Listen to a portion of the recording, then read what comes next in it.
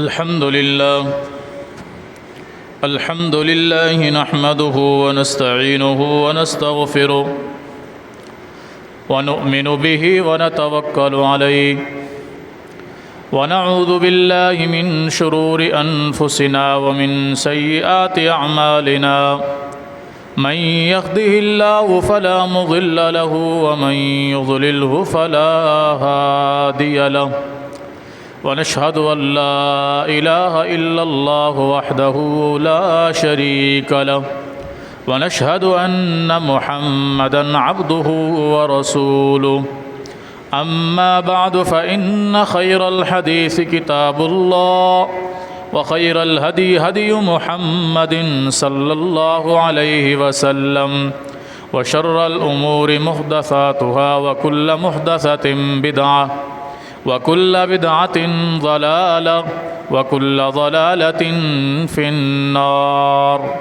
يا أيها الذين آمنوا اتقوا الله حق تقاته ولا تموتن إلا وأنتم مسلمون يا أيها الناس اتقوا ربكم الذي خلقكم من نفس واحدة وخلق منها زوجها وبث منهما رجالا كثيرا ونساء واتقوا الله الذي تساءلون به والأرحام إن الله كان عليكم رقيبا يا أيها الذين آمنوا اتقوا الله وقولوا قولا سديدا يصلح لكم أعمالكم ويغفر لكم ذنوبكم ومن يطع الله ورسوله فقد فاز فوزا عظيما أعوذ بالله السميع العليم من الشيطان الرجيم بسم الله الرحمن الرحيم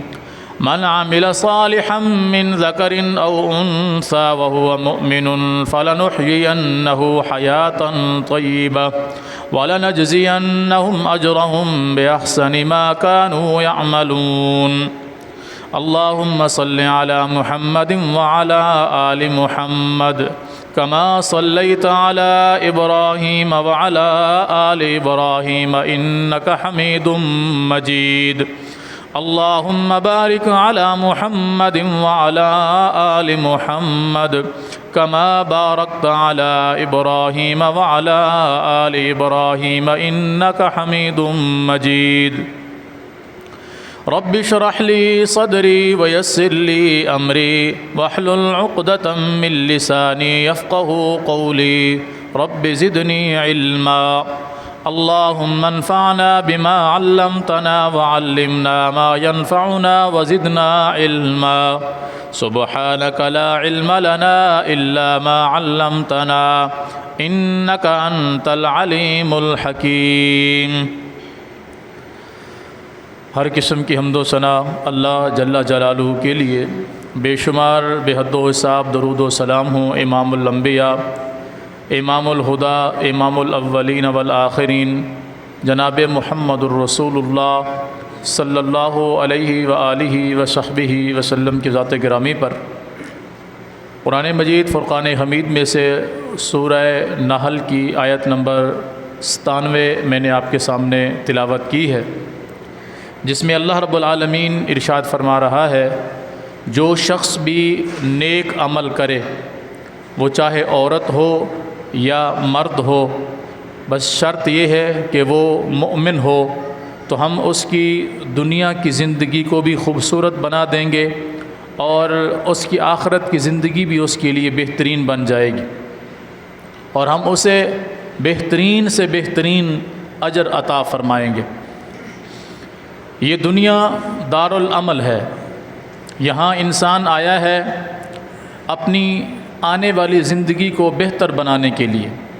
اللہ رب العالمین نے ویسے تو کسی بھی شے کو بے مقصد پیدا نہیں کیا۔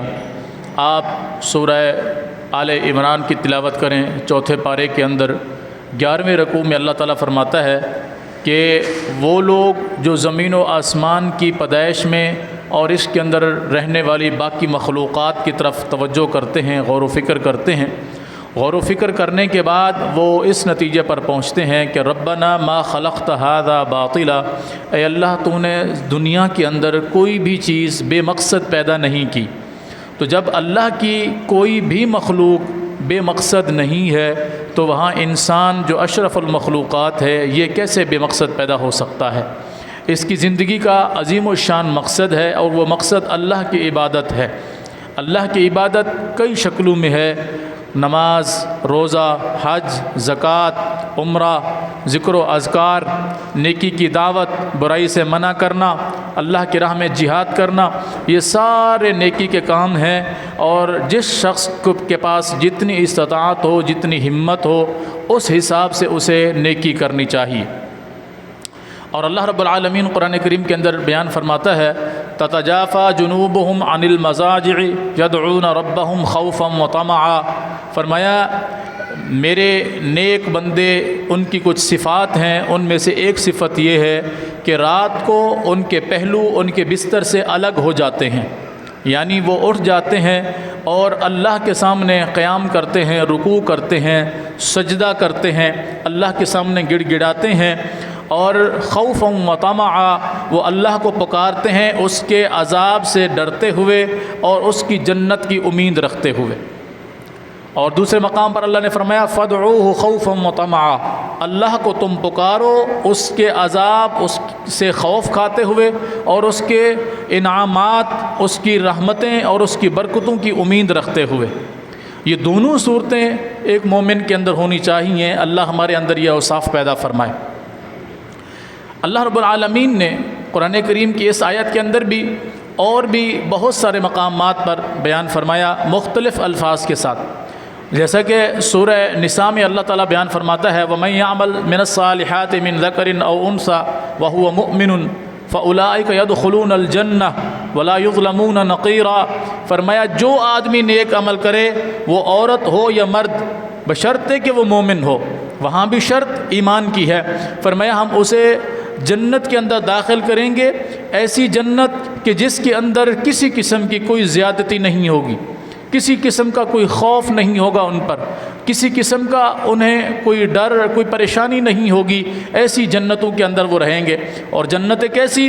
وَلَكُمْ فِيهَا مَا تَشْتَهِي أَنفُسُكُمْ وَلَكُمْ فِيهَا مَا تَدَّعُونَ، اس جنت کے اندر جب انسان چلا جائے گا، اللہ ہم سب کا داخلہ نصیب فرمائے، فرمایا کہ وَلَكُمْ فِيهَا مَا تَشْتَهِي أَنفُسُكُمْ، جو تمہارا دل چاہے گا وہ تمہیں ملے گا، جو تمہارا دل چاہے گا وہ تمہیں وہاں پر ملے گا۔ وَلَكُمْ فِيهَا مَا تَدَّعُونَ، اور جن چیزوں کے ہم نے تم سے وعدے کیے ہیں وہ تو آلریڈی تمہیں ملیں گے ہی ملیں گے، جو کچھ ہم نے تمہیں کہا ہے کہ تمہیں یہ دیں گے یہ دیں گے یہ دیں گے وہ سب کچھ تمہیں ملے گا۔ اس کے علاوہ ما تشتہی انفسکم، جو کچھ تمہارا دل چاہے گا کہ یہ ہونا چاہیے تھا وہ وہاں پر تمہارے لیے اویلیبل ہوگا۔ اللہ ہمیں وہاں جانا نصیب فرمائے۔ اس کے لیے دنیا کی زندگی کے اندر مشکلات، پریشانیاں، مصیبتیں یہ برداشت کرنی پڑیں گی، وہ دین کے حوالے سے آئیں یا دین پر عمل کرتے ہوئے کسی بھی قسم کی کوئی پریشانی کوئی مشکل آئے اسے برداشت کرنا پڑے گا، اس کا سامنا کرنا پڑے گا، اس آزمائش میں سے گزرنا پڑے گا۔ جب اس آزمائش میں سے گزر جائیں گے اللہ کامیابی عطا فرمائے گا۔ اللہ رب العالمین نے اپنے انبیاء کو آزمایا، بہت سارے انبیاء کو مختلف شکلوں میں آزمایا، اور اس طرح آزمایا کہ اللہ رب العالمین سیدنا ابراہیم علیہ السلام کے آزمائش کا تذکرہ کرتے ہوئے فرماتے ہیں وَإِذِ ابْتَلَىٰ إِبْرَاهِيمَ رَبُّهُ بِكَلِمَاتٍ فَأَتَمَّهُنَّ قَالَ إِنِّي جَاعِلُكَ لِلنَّاسِ إِمَامًا، فرمایا کہ ہم نے ابراہیم علیہ السلام کو آزمایا اور وہ ہماری ہر آزمائش پر پورا اترے۔ جب وہ ہماری ہر آزمائش پر پورا اترے تو پھر جو کچھ انہوں نے ہم سے مانگا ہم نے وہ ان کو سب کچھ عطا فرمایا۔ جب کوئی شخص اللہ کی رضا کو سمجھتے ہوئے اس کے احکامات اور اس کے پیغمبر صلی اللہ علیہ وسلم کی زندگی کو مد نظر رکھتے ہوئے اپنی زندگی کو گزارتا ہے، پھر اللہ اس کی مرضی کے مطابق اسے وہ سب کچھ عطا فرماتا ہے جو وہ چاہتا ہے۔ اس کا ذکر قرآن کریم کے کئی مقامات پر آیا ہے، جیسے ابراہیم علیہ السلام نے جو دعائیں کی اللہ نے وہ ساری قبول فرمائیں اور ان کو پورا فرما دیا۔ اسی طرح جس پیغمبر نے جو دعا کی اللہ نے وہ پوری کی اور ان کو وہ سب کچھ عطا کیا۔ اور اسی طرح پیغمبر کے ماننے والوں نے جب جب اللہ تعالیٰ سے دعا کی اللہ رب العالمین نے وہ ان کو عطا فرمایا۔ اس کی وجہ یہ ہے کہ انہوں نے وقت کے پیغمبر اور اللہ رب العالمین کے احکامات کے مطابق اپنی زندگی کو گزارا۔ آج ہم چاہتے ہیں کہ ہماری زندگی شاہانہ انداز میں گزرے، ٹھیک ہے، موت ہمیں مدینے کے اندر ہے، داخلہ ہمیں ڈائریکٹ جنت میں ملے۔ صورتحال یہ ہوتی ہے کہ ہم اپنی محلے کی مسجد میں فرض نماز ادا کرنے کے لیے نہیں جاتے، مرنا مدینے میں چاہتے ہیں اور جانا بغیر حساب و کتاب کی جنت میں داخلہ چاہتے ہیں، لیکن محلے کی مسجد میں فرض نماز پڑھنے کی ہمیں توفیق نہیں ہوتی۔ اذان سن رہے ہوتے ہیں، اللہ کا بلاوا سن رہے ہوتے ہیں، اللہ کی طرف سے ندا لگانے والا ندا لگا رہا ہوتا ہے، اللہ سب سے بڑا ہے، اللہ سب سے بڑا ہے، اللہ سب سے بڑا ہے، اللہ سب سے بڑا ہے، میں گواہی دیتا ہوں اللہ کے علاوہ کوئی معبود نہیں، میں گواہی دیتا ہوں اللہ کے علاوہ کوئی معبود نہیں، میں گواہی دیتا ہوں بے شک محمد الرسول اللہ صلی اللہ علیہ وسلم اللہ کے بندے اور اس کے رسول ہیں۔ دوبارہ اسی بات کی گواہی دیتا ہے۔ اس کے بعد وہ کہتا ہے آؤ نماز کی طرف، آؤ نماز کی طرف، آؤ کامیابی کی طرف، آؤ کامیابی کی طرف۔ پھر کہتا ہے اللہ سب سے بڑا ہے، اللہ سب سے بڑا ہے، اس کے علاوہ کوئی معبود برحق نہیں ہے۔ یہ ساری باتیں ہم سنتے ہیں، اللہ کی طرف بلانے والے کا بلاوا ہم سنتے ہیں، لیکن ہم اپنی مستی میں مست ہوتے ہیں، اپنی نیند میں مگن ہوتے ہیں، اپنے کام میں مگن ہوتے ہیں، اپنی مصروفیات کے اندر لگے رہتے ہیں۔ ہم کہتے ہیں ان کا تو کام ہے 5 وقت اذان دینا، مولوی تو تنخواہ اسی کام کی لیتا ہے کہ مؤذن جب تک اذان نہیں دے گا اسے مسجد میں نہیں رہنے دیا جائے گا، امام جب تک نماز نہیں پڑھائے گا اسے مسجد میں نہیں رہنے دیا جائے گا۔ ان کی تو ڈیوٹی ہے، ہماری تو مجبوری ہے، ہم نے کاروبار کرنے ہیں، معاملات دیکھنے ہیں، دنیا کے معاملات دیکھنے ہیں۔ ان کا بلانا اپنی جگہ پر، جب ہمارے پاس فرصت ہوگی ہم جائیں گے۔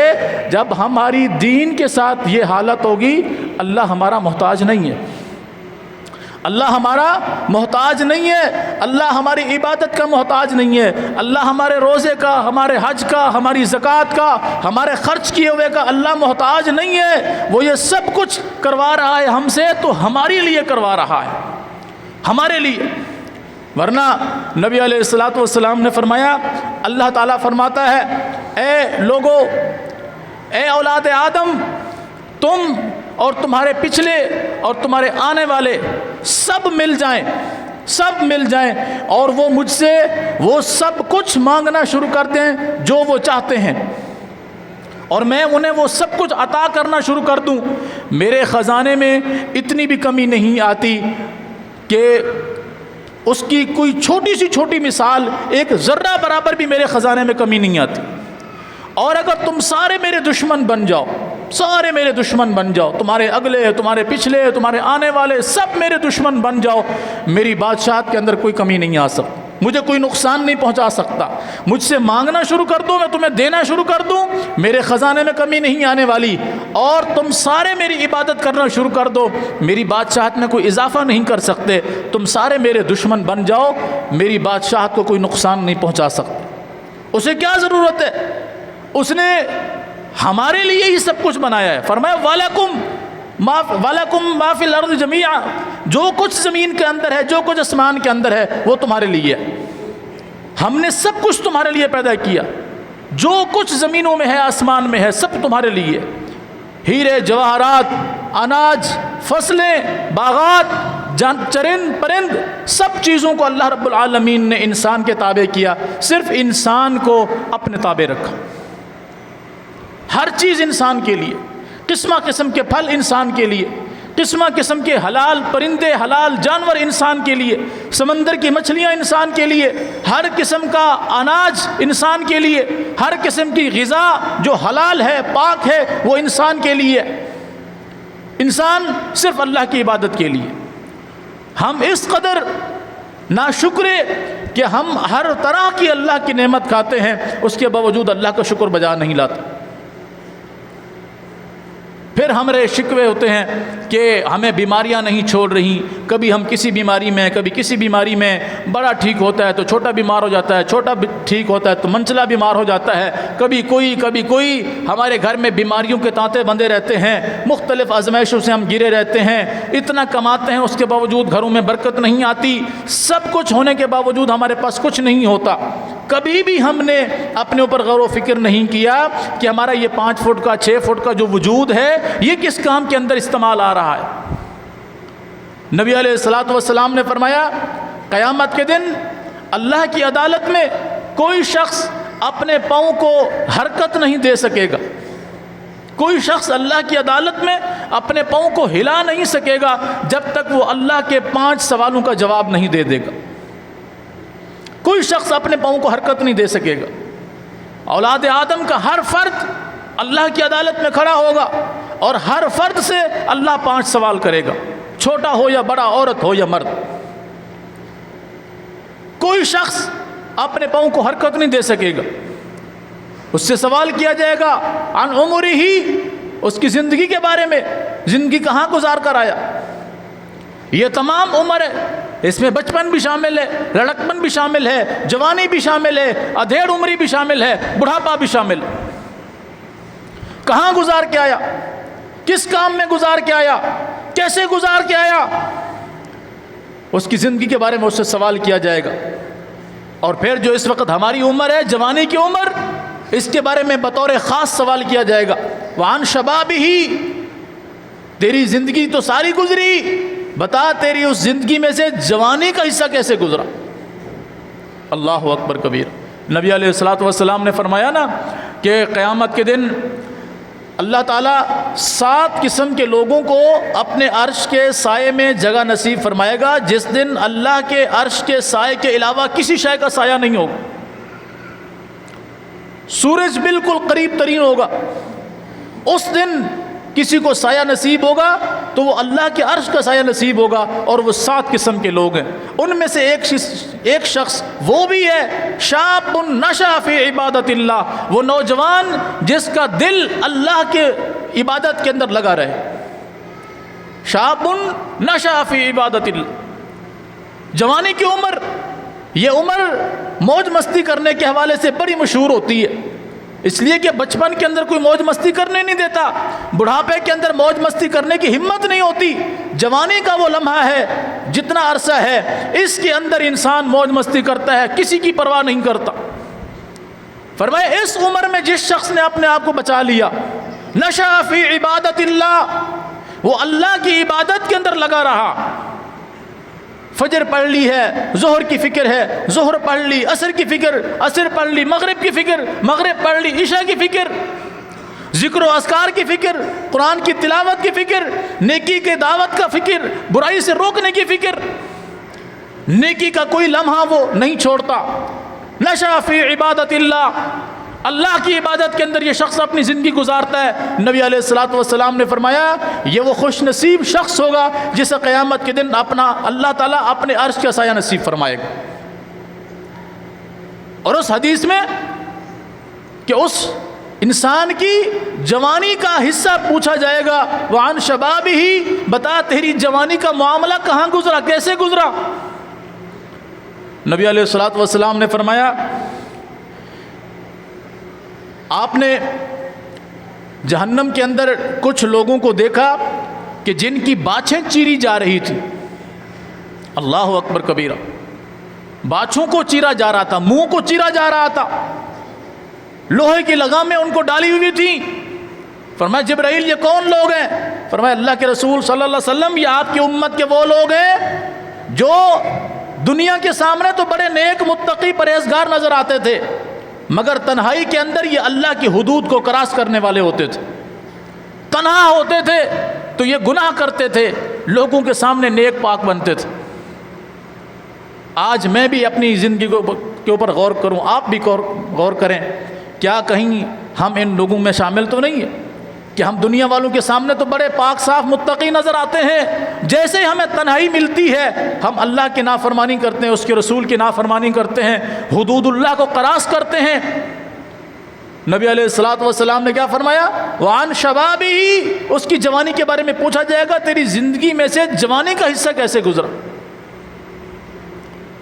اور شیخ سعدی رحمۃ اللہ علیہ اس حوالے سے کہا کرتے تھے کہ در جوانی توبہ کردن شیوہ پیغمبری، جوانی کی حالت میں عبادت کرنا، جوانی کی حالت میں اللہ کو یاد کرنا، اللہ کے سامنے جھکنا، اللہ کے سامنے سر بسجود ہونا، شیوہ پیغمبری، یہ انبیاء کی سنت ہے، انبیاء کا طریقہ ہے۔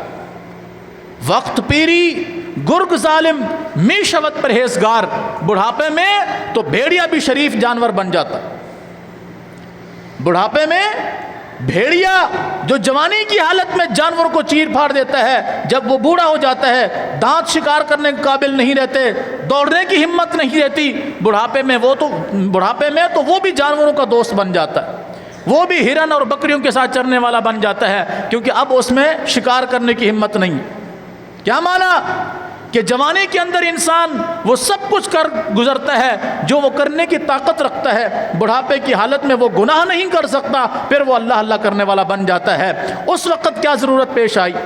کیونکہ اب وہ گناہ کرنے کی ہمت نہیں رکھتا۔ اللہ تعالیٰ ہماری جوانیوں کو بھی محفوظ فرمائے اور ہمارے بوڑھوں کے بڑھاپے کو بھی اللہ محفوظ فرمائے، ہمارے بچوں کے بچپن کو بھی اللہ محفوظ فرمائے، ہمارے مردوں کو بھی ہمارے عورتوں کو بھی اللہ محفوظ فرمائے۔ فرمایا کہ من عامل صالحا من ذکر او انثی، جو شخص بھی نیکی کرے وہ عورت ہو یا مرد، وہو مؤمن، ایک ہی شرط ہے وہ مومن ہونا چاہیے، اس کا اللہ پر ایمان ہونا چاہیے، اللہ کے علاوہ وہ کسی کو اپنا خالق، مالک، رازق، داتا و دستگیر، گنج بخش، غوث اعظم کوئی کچھ نہ سمجھتا ہو، صرف اللہ کو اپنا سب کچھ سمجھتا ہو، کیونکہ یہ ساری صفات اللہ کی ہیں۔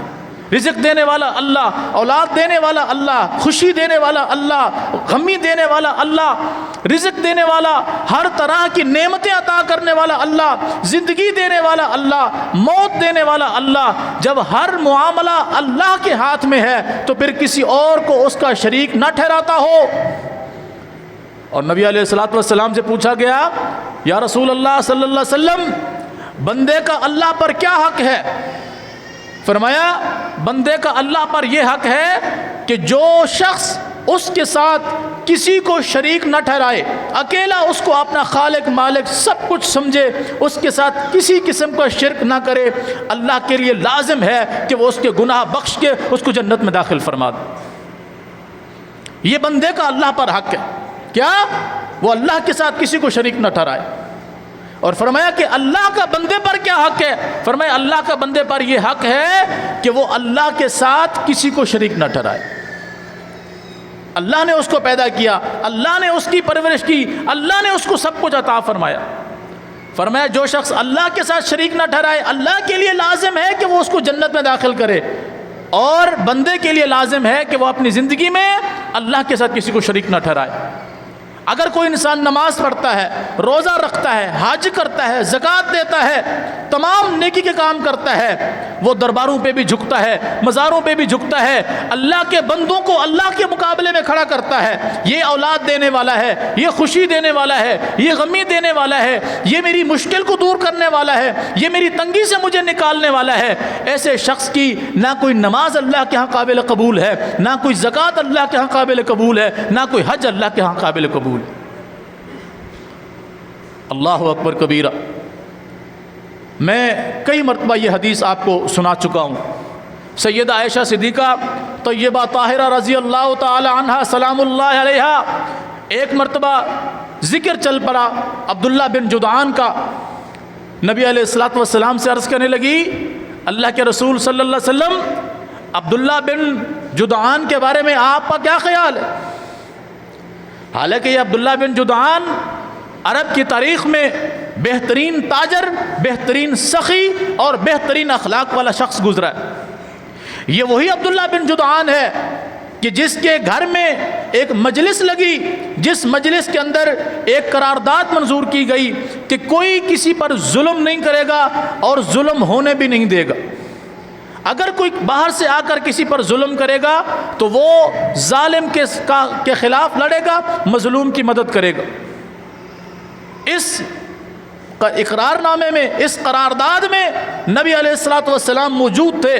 نبی علیہ الصلوۃ والسلام فرمایا کرتے تھے کہ اگر مجھے آج اسی طرح کے کسی معاہدے کے اندر شامل کیا جائے میں ضرور شریک ہوں گا۔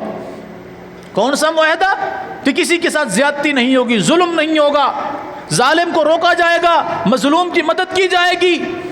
یہ قرارداد عبداللہ بن جدعان کے مکان پر کی گئی اور اس میں محمد عربی صلی اللہ علیہ وسلم موجود تھے، اور آپ فرمایا کرتے تھے مجھے کوئی سرخ اونٹ بھی دے تو مجھے سرخ اونٹ وارے میں نہیں ہے، مجھے یہ معاہدہ وارے میں ہے۔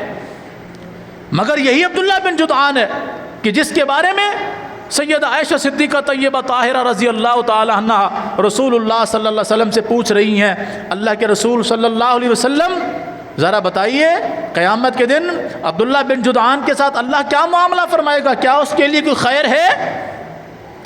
فرمایا عائشہ عبداللہ بن جدعان کے لیے جہنم کے علاوہ کچھ بھی نہیں ہے۔ اللہ کے رسول صلی اللہ علیہ وسلم وہ تو اللہ کی راہ میں مال خرچ کرنے والا، لوگوں کے ساتھ حسن سلوک سے پیش آنے والا، اللہ کی راہ میں اپنا سارا مال لٹانے والا، غریبوں کی، بیواؤں کی، یتیموں کی، مسکینوں کی مدد کرنے والا۔ فرمایا عائشہ یہ ساری باتیں اپنی جگہ پر ہیں، وہ اللہ کے ساتھ مخلص نہیں تھا، یعنی وہ اللہ کی ذات پر ایمان نہیں لایا، اس نے توحید کا اقرار نہیں کیا، وہ شرک سے باز نہیں آیا، اس لیے اس کے لیے اللہ کے ہاں کوئی خیر نہیں ہے۔ اور آج میں کلمہ بھی پڑھتا ہوں، کلمہ پڑھنے کے باوجود میں اللہ کے بندوں کو اللہ کے سامنے کھڑا کر دیتا ہوں۔ عجیب و غریب قسم کی صورتحال ہے اس ملک کے اندر، ہر طرف بے حیائی، فحاشی، شرک، بدعت، غلاظت۔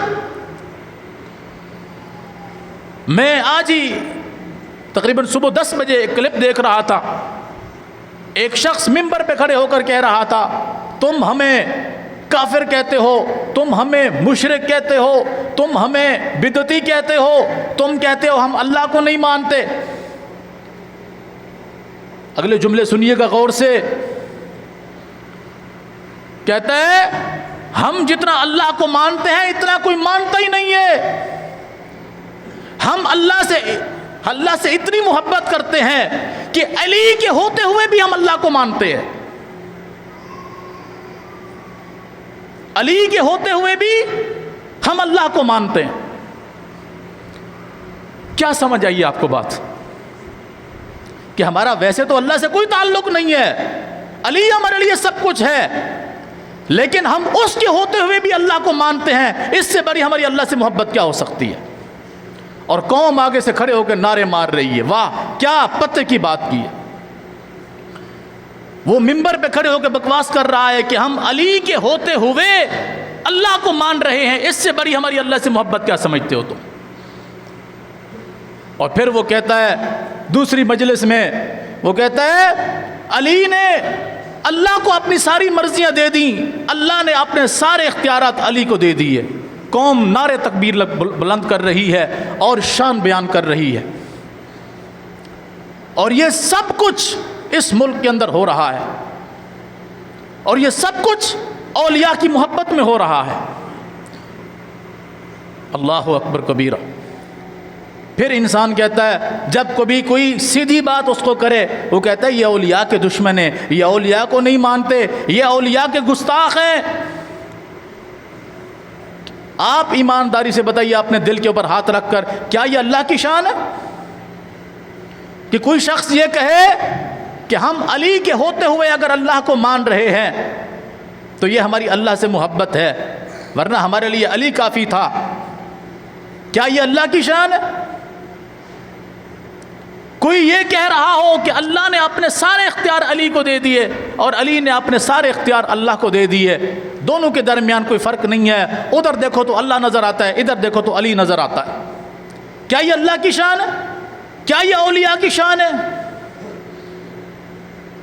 اور قوم برداشت کر رہی ہے، قوم نعرے مار رہی ہے، واہ واہ کر رہی ہے۔ کیا آپ نے نقطہ بیان کیا، واہ واہ، آپ تو عجیب و غریب قسم کے نقطہ دان ہے۔ انا للہ و انا الیہ راجعون۔ اس لیے میں نے کہا، گزارش کی کہ اللہ کے ہاں نیک عمل قابل قبول ہے، بشرطے کہ وہ مومن ہونا چاہیے، اس کے دل میں شرک نہ ہو، وجہ نبی علیہ الصلوۃ والسلام سے پوچھا گیا اللہ کے رسول صلی اللہ علیہ وسلم کیا مسلمان سے چوری ہو سکتی ہے؟ فرمایا ہاں انسان ہے چوری ہو سکتی ہے۔ اللہ کے رسول صلی اللہ علیہ وسلم کیا اس سے زنا ہو سکتا ہے؟ فرمایا ہاں انسان ہے، انسان ہونے کے ناطے اس سے گناہ ہو سکتا ہے۔ اللہ کے رسول صلی اللہ علیہ وسلم کیا مومن سے قتل ہو سکتا ہے؟ آپ نے فرمایا ہاں انسان ہے، غلطی سے اس سے قتل بھی ہو سکتا ہے۔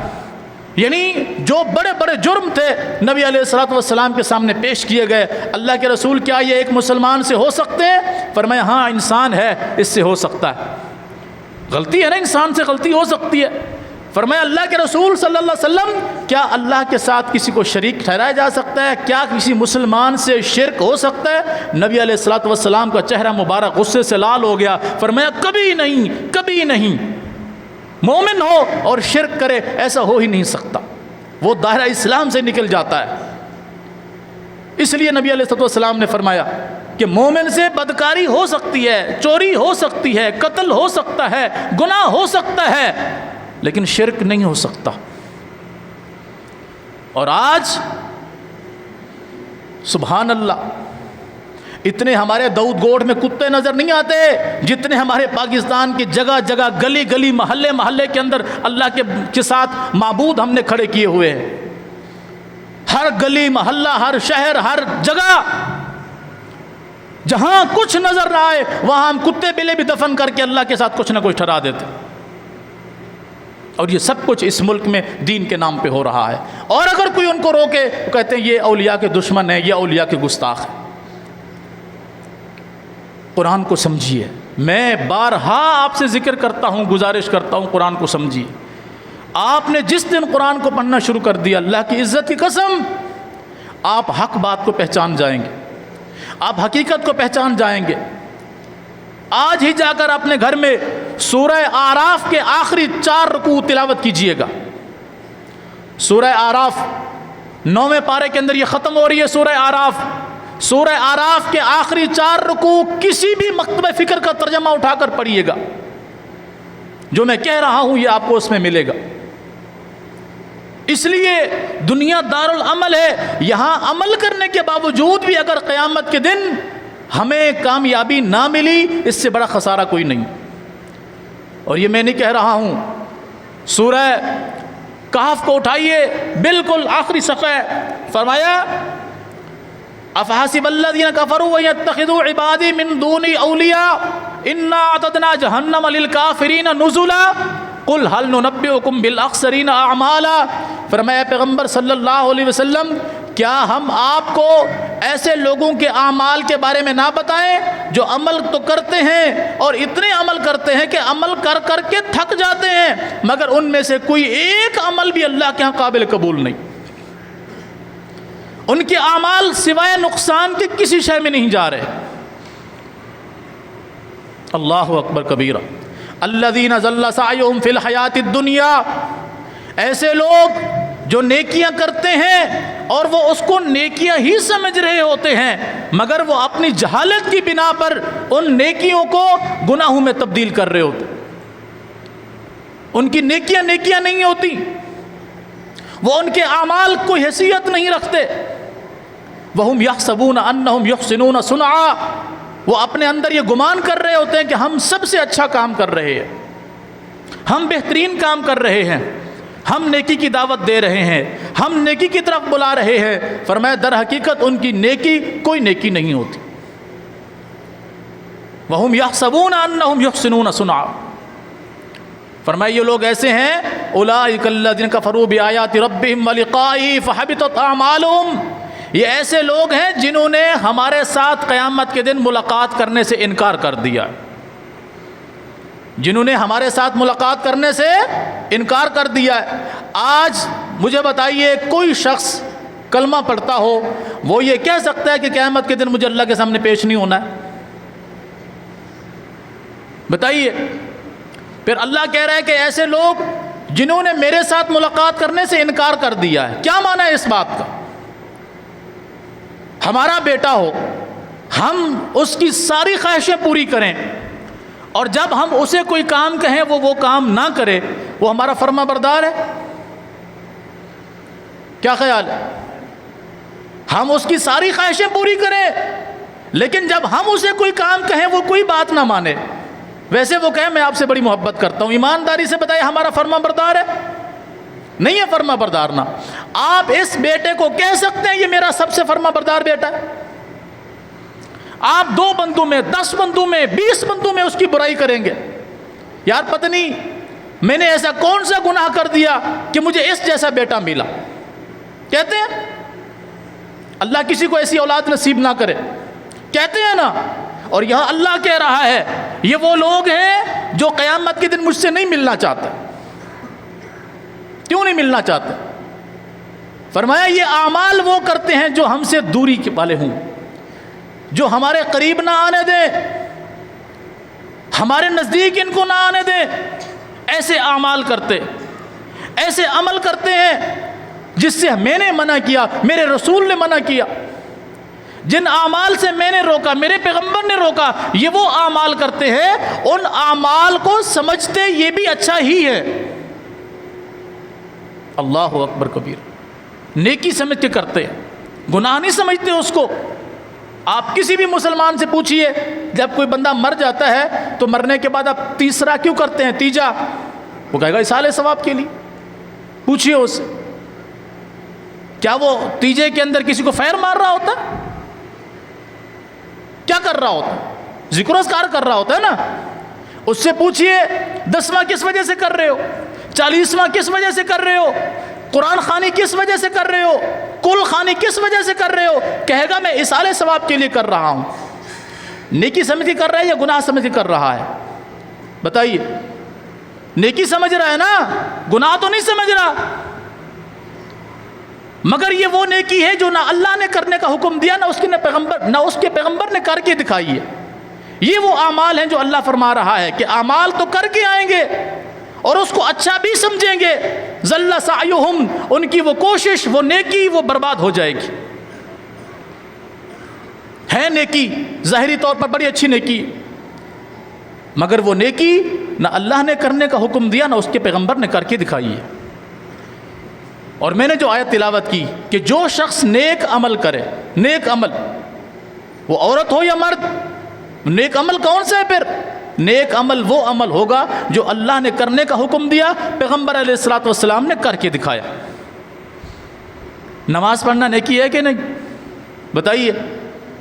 روزہ رکھنا، حج کرنا، زکوٰۃ دینا، اللہ کی راہ میں مال خرچ کرنا، نیکی کی دعوت دینا، برائی سے منع کرنا، یہ سب نیکیاں ہیں کہ نہیں؟ پیغمبر نے کر کے دکھائی ہیں، صحابہ نے کر کے دکھائی ہیں۔ اگر یہ جو کچھ ہم اسلام کے نام پہ، نیکی کے نام پہ کر رہے ہیں، اگر یہ نیکیوں میں شامل ہوتا تو کیا خیال ہے اللہ کے رسول صلی اللہ علیہ وسلم کو ان نیکیوں کا علم نہیں تھا؟ نبی علیہ الصلوۃ والسلام نے فرمایا لوگوں، کوئی عمل ایسا نہیں ہے، کوئی عمل ایسا نہیں ہے جو تمہیں جنت کے قریب کر دے، جہنم سے دور کر دے، اور میں محمد الرسول اللہ صلی اللہ علیہ وسلم نے وہ تمہیں نہ بتا دیا ہو۔ کوئی عمل آپ دماغ میں سوچیں کون سی کوئی نیکی ہے جو پیغمبر علیہ الصلوۃ والسلام نے ہم سے چھپا لی ہو، ایسا ممکن نہیں ہے۔ آپ نے فرمایا کوئی عمل ایسا نہیں ہے جو تمہیں جنت کے قریب کر دے، جہنم سے دور کر دے، اور میں محمد الرسول اللہ صلی اللہ علیہ وسلم نے تمہیں نہ بتا دیا ہو۔ اور فرمایا لوگوں، کوئی عمل ایسا نہیں ہے جو تمہیں جہنم کے قریب کر دے اور جنت سے دور کر دے، اور میں نے وہ تمہیں نہ بتا دیا ہو۔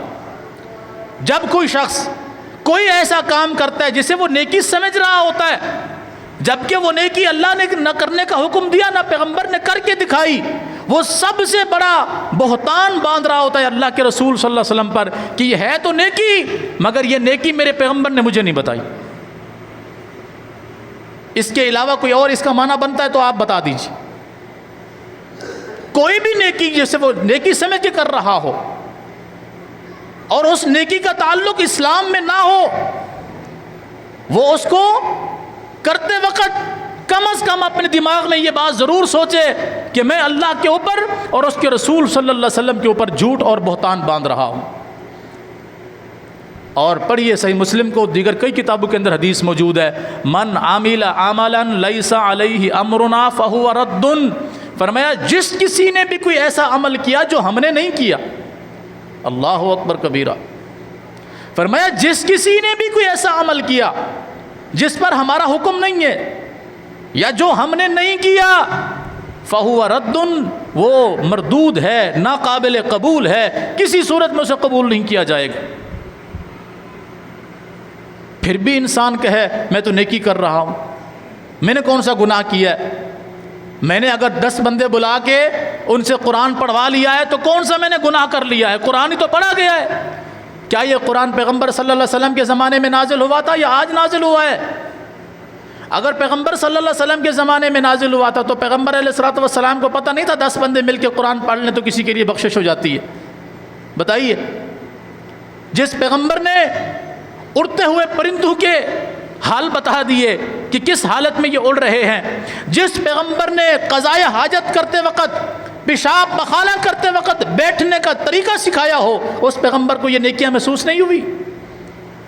کیا کہنا چاہتے ہو آپ کہ ہیں تو ساری نیکیاں مگر پیغمبر کو علم نہیں ہے؟ کیا اس سے بڑی کوئی گستاخی میرے پیغمبر کی ہو سکتی ہے کہ جس پیغمبر نے پیشاب کرنے تک کا طریقہ سکھایا ہو، جس پیغمبر نے استنجا کرنے کا طریقہ سکھایا ہو، جس پیغمبر نے تیمم کرنے کا طریقہ سکھایا ہو، جس پیغمبر نے پانی نہ ہونے کی وجہ سے مٹی سے استنجا کرنے کا طریقہ سکھایا ہو، جس پیغمبر نے اٹھنے سے بیٹھنے سے لے کر مرنے تک کے سارے معاملات سکھائے ہوں، اس پیغمبر نے یہ دین نہیں سکھایا؟ آج کے 14ویں صدی کے مولوی کو دین سمجھ آ گیا، مفتی کو دین سمجھ آ گیا، سب کو دین سمجھ آ گیا، مگر یہ دین نہ اللہ کو سمجھ آیا جس نے نازل کیا، نہ محمد عربی کو سمجھ آیا جس پر نازل کیا گیا۔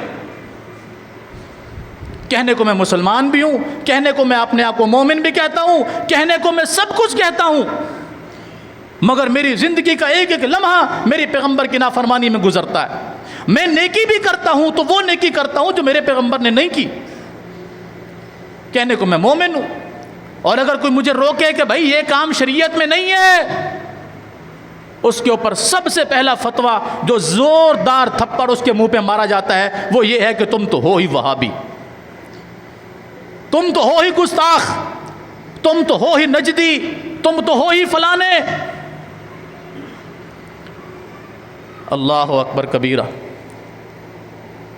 اس وجہ سے تکلیف ہوتی ہے انسان کو کہ جب اس کے سامنے حق بیان کیا جائے، اس کے سامنے حق رکھا جائے، اللہ کے قرآن کی شکل میں، محمد مصطفیٰ صلی اللہ علیہ وسلم کے فرمان کی شکل میں، وہ سب سے پہلے یہ بات کہتا ہے یار ہم نے تو کبھی نہیں سنا۔ میں نے پچھلے جمعے میں بھی یہ بات کی تھی کہ جب ان کے سامنے حقیقت بیان کرو کسی بھی مسلمان کے سامنے کہ بھائی یہ کام قرآن میں نہیں ہے، یہ پیغمبر کے فرمان میں نہیں ہے، وہ سب سے پہلے کہے گا بھائی ہم نے تو کبھی نہیں سنا۔ آپ نے سنا کب تھا؟